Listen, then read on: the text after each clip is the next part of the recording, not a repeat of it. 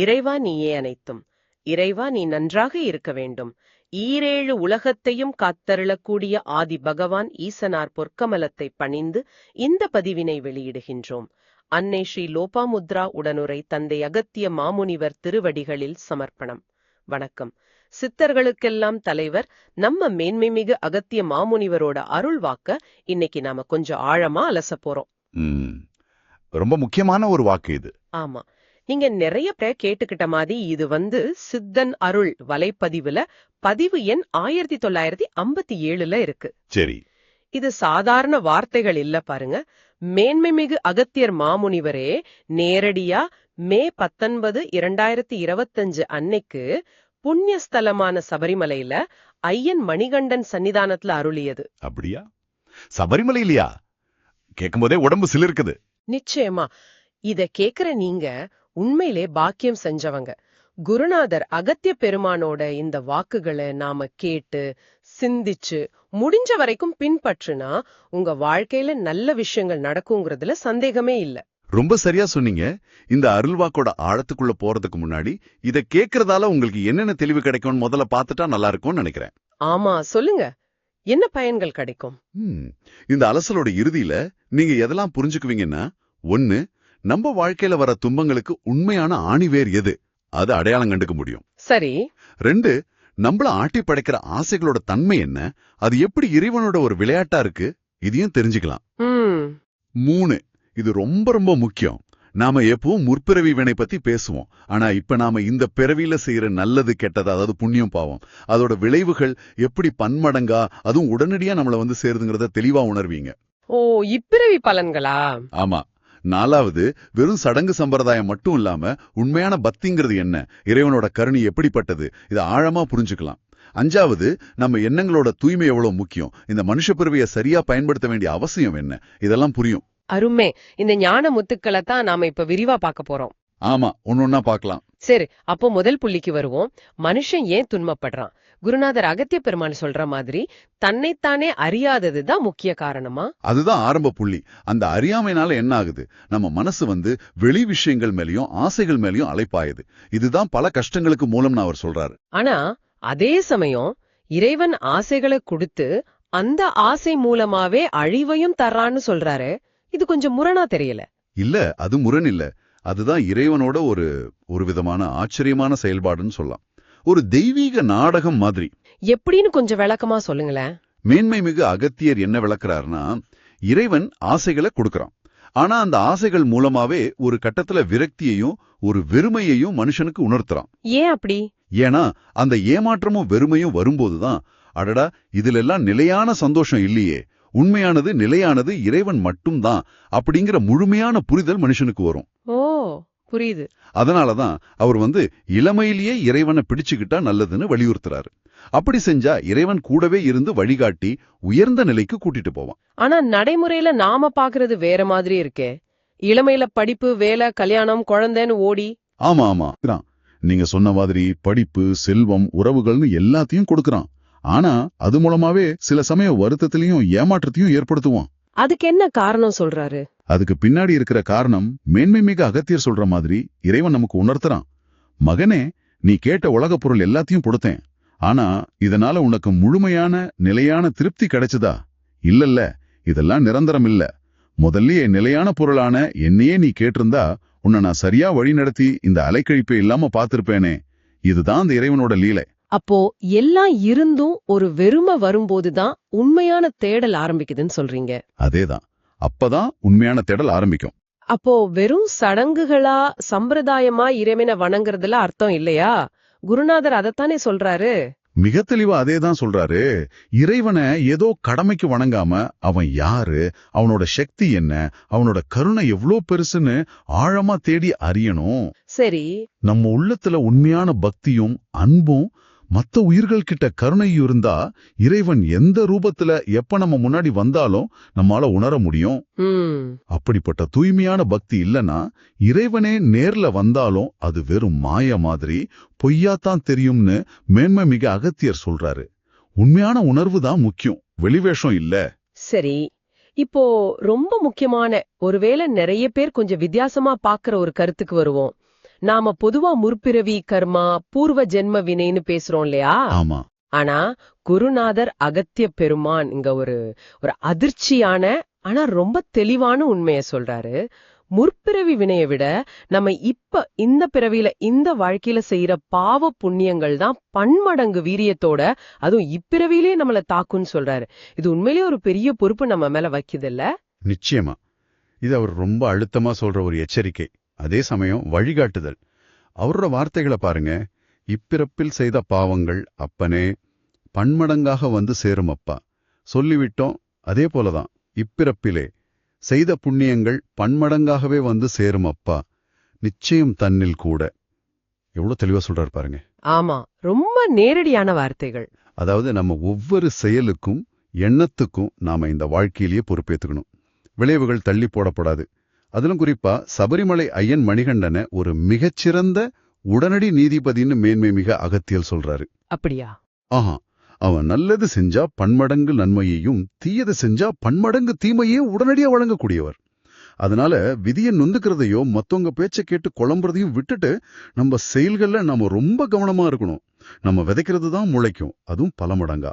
இந்த கருத்துக்களோட ஆழத்தை உணர்த்துறதுக்காக குருநாதர் அகத்திய பெருமான் சபரிமலையிலே நடந்த ஒரு நிஜமான நெஞ்ச உருக்கிற சம்பவத்தையும் சொல்றாரு இல்லையா?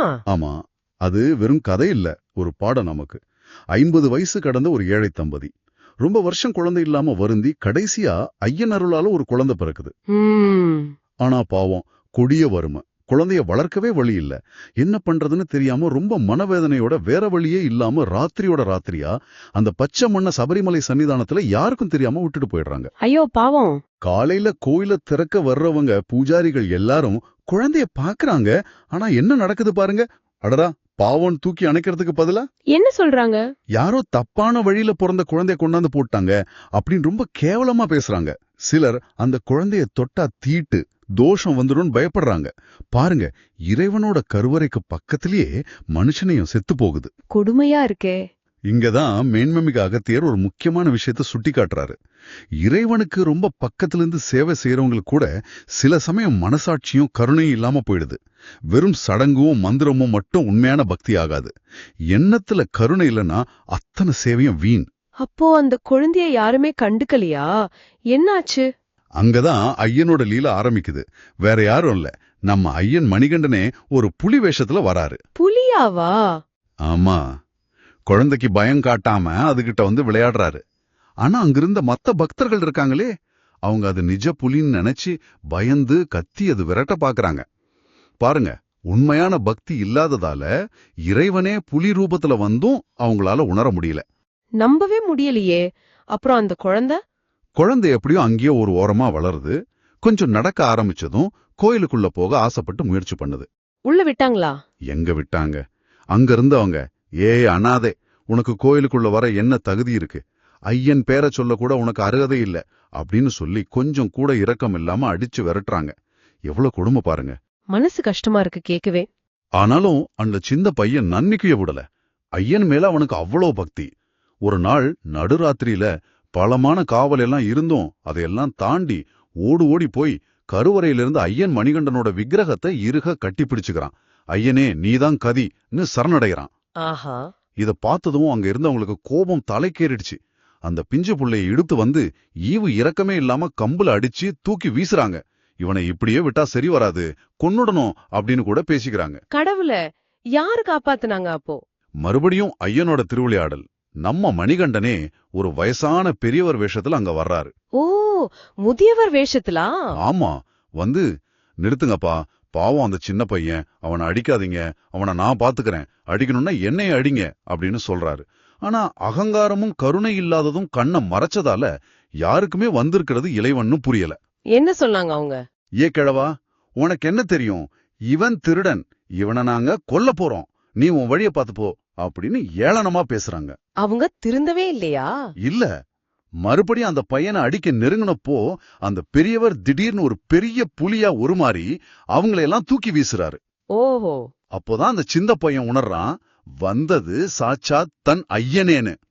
ஐயன் அந்த பையனை புலி மேல ஏத்திக்கிட்டு அங்கிருந்து போய் அவனை ஒரு பாதுகாப்பான இடத்துல சேர்த்து அவன் பிற்காலத்துல ரொம்ப சிறப்பா வாழறதுக்கு எல்லா ஏற்பாடும் செய்யறாரு. ஆச்சரியமா இருக்கு. குருநாதர் அகத்திய பெருமான் இங்க ஒரு ரகசியத்தையும் சொல்றாரு பாருங்க.